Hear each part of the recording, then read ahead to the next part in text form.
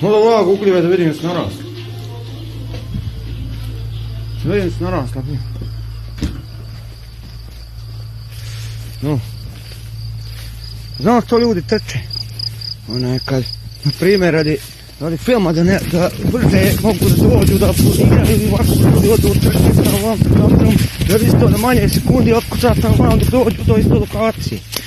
Sad, na primjer, ovo je lokacija i vidimo malo gljiva, zato ljudi to isto tako trče, prediraju ljudi kako znaju predirati. Vrijeme su narasle, su obrali. Su našli lokaciju pa obrali.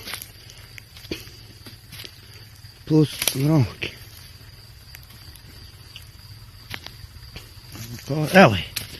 Evo je gljiva. Evo je gljiva lokacija. Lokacija vidi. Jedna narasla mi. Evo je gljiva 2. One su još male. Evo je gljiva 2.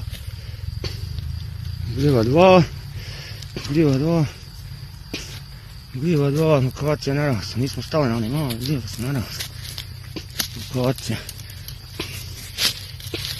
Lokacija ima onda još gljiva. Male gljiva. Narasla. Jo, jeste grane za grane. Ovo grane narasla. Grane narasla. Našli smo dvije. Narasla i gljive i grane. Dvije smo našli. Šta, ne mogu ja doći sad. Do nije gljiva. Evo je gljiva. Lokacija, evo jeste. Ja. Evo je 3 gljive. 3 gljive. Evo mora i ovako smo reći. 4 gljive malo i malo. 4 gljive. To kad sam snimio. Evo te 2 minuta nađem gljiva. 4. Šta još doma vidim? Da vidim onu lokaciju.